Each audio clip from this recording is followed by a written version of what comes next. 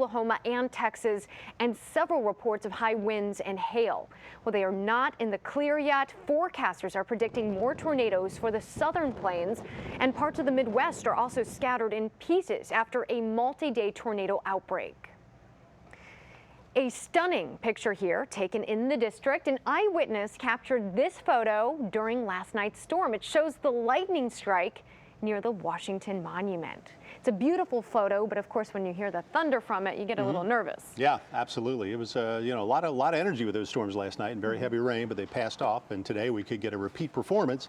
We're not going to get the stuff like they have in, Oklahoma and Kansas, the Central Plains. Different atmosphere, different story. We are lucking out again. But we'll definitely keep our eyes open for the potential of some heavy downpours and thunderstorms, and let you know. But we're not under any watches or advisories yet. So let's get started here with a look around the region at temperatures as of noon. 89 at Reagan National, 90 degrees in Frederick. All across the area, temperatures are off to a very rapid rise. The humidity levels are coming up as well, so that combination makes it feel very uncomfortable. 91 right now at Reagan National Airport, 88 degrees in Hagerstown, 87 in Luray, 91 in Fredericksburg, Culpeper, 90 in Annapolis, and at Joint Base Andrews, even 93 degrees. Again, these are the feels like temperatures. I just described the temperature and moisture levels. So it's going to be a tough afternoon. And then we get to 3 or 4 o'clock in that time frame, and that's when we're going to see a fair number of showers and thunderstorms popping up on Doppler radar. Can't tell you exactly now where they're going to form, but when they do form, they'll generally head from west to east, or maybe even from a little bit north of that to southeast. So plenty of chances for rainfall and thunderstorms this afternoon and this evening. Right now, the closest batch of storms across the Kentucky, West Virginia line, a number of severe thunderstorm warnings associated with that. That area is kind of drifting to the east-northeast a bit, but you see nothing close to our area at the moment, but that could well change. According to our futurecast through the afternoon, looks like about 6 o'clock this evening, we'll have showers and storms scattered all over the place. Temperatures will drop into the lower 80s because of the rain that's going to cool the air off. And then later tonight, as the cold front gets closer, even more storms possible through 9:30, 10 o'clock tonight. Then temperatures will fall a little more overnight. By early tomorrow morning, a few lingering showers left over, but I think most of the day tomorrow will just be kind of cloudy. Temperatures about 70 or so. Maybe lower 70s in a few spots to get a peak of sunshine. That's good to know because up in Baltimore, the 142nd running of the Preakness at Pimlico, gates open early in the morning and the race time is at 6:45.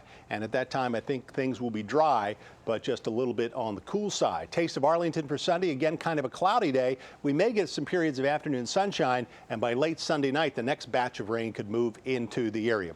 Now, as far as what's happening in our extended outlook, we'll see the temperatures take a drop for sure the next couple of days back into the lower 70s. Another front will bring rain and thunderstorms in mid-70s on Monday. Warmer briefly Tuesday, another front with showers and storms on Wednesday. Thursday, Friday into the Memorial Day weekend, we'll see another warm up. And right now still looks good for Saturday and Sunday next weekend.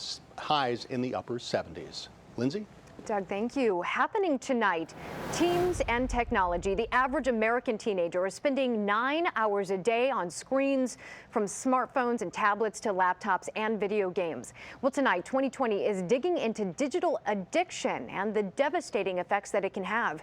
ABC's Elizabeth Vargas spent time with several families dealing with digital addiction. She joins us live now. So, Elizabeth, how long is too long for these kids to be spending on these devices? Well, it's a great question, and it sounds just like off the bat that 9 hours a day is too much time. But really it goes, you have to look at what the child is doing and the effects that it's having on their life. We look at one child who, Josh, for example, a 14-year-old in Michigan, who basically stopped going to school, stayed up all night long, playing till 3 o'clock in the morning, refusing to stop, becoming violent when his parents tried to make him stop, tried to take the computer away. This happened in the course of a year. He built his own computer at home. The parents thought, this is so great, how fabulous, what a smart kid. And then they lost him in the course of a year. He claims he was addicted to his computer. It's very controversial. There are a lot of people who say there is no such thing as addiction to digital devices. In fact, many of the people who do develop these issues with digital devices do have underlying issues like anxiety or depression. But it's become a huge issue. Next year, the World Health Organization is set to declare digital addiction to be an actual illness. And we're looking into 3 families who are grappling with it today. And Elizabeth, what are those warning signs that family members can look out for to try to stop it before it becomes such a huge problem? Well, is your child becoming too emotional or even aggressive when you try and take away the phone or the laptop? Are they starting to drop out or opt out of their other extracurricular activities?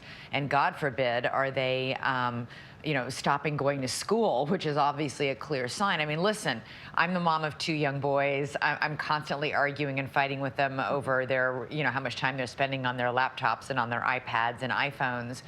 But doing this hour, you see a whole different side of where this can take you.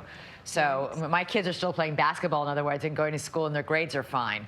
If that stops, that means you've got a problem, and it's important to recognize those danger signs, because you've got to get in there right away. All right, Elizabeth, thank you. We'll look forward to watching 2020 tonight.